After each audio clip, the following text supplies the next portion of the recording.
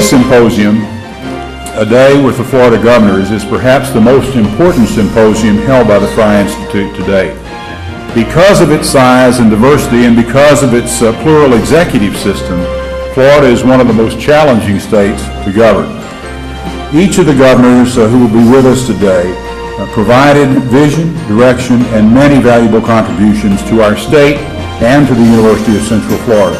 We are truly honored to have them as our guests. We have a series of panels which will proceed during the day, and then tonight the governors will be up on stage to take questions.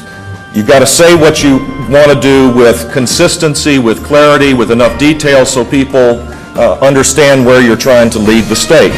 When I ran for governor in 1998, I promised the voters that I would transform our public schools and to give every child a chance for a better future. We laid out what became the A+ plan for education, and that A+ plan starts with high standards. It had accountability, whatever the plan was. The point was, rather than try to surprise people after the fact, it's important for public officials and for those that are in this room that aspire to public leadership, it's important, I think, to lay out what you're going to do.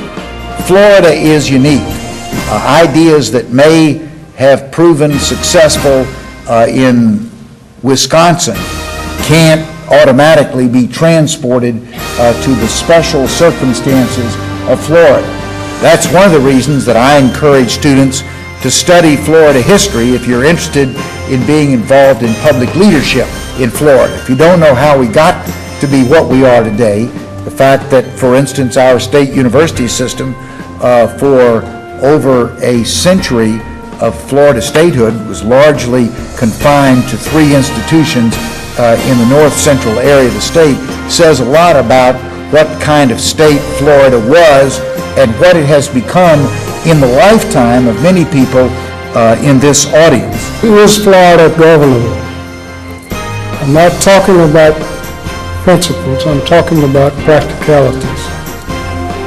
Florida is the improbable joinder of the south end of Appalachia with the north end of the 22nd century.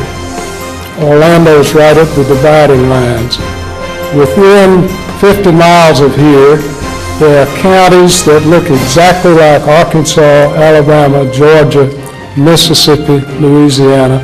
No jobs, no growth, no earthly idea of what to do. And the growth policy for young people in that part of Florida is move out.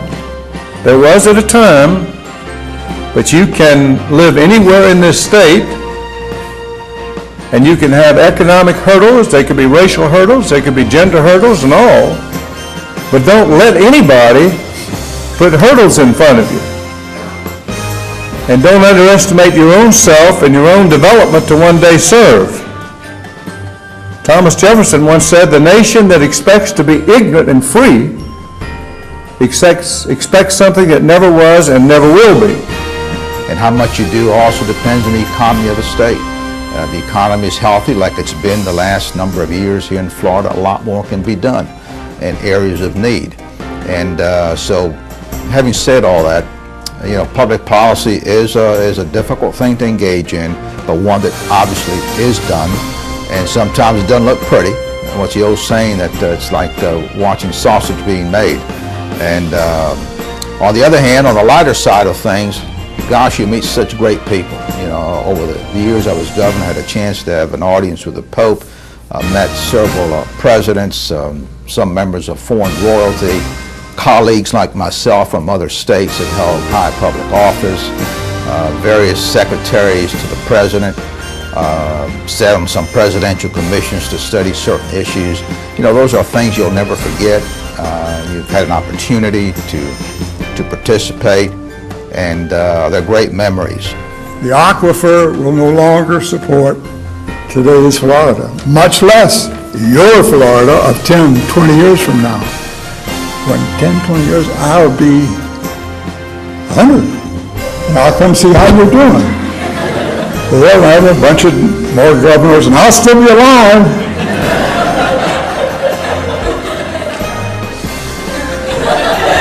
I think that's funny. It gets serious when you're my age. No, I'm delighted, but I'm telling you, you've got to do something about it.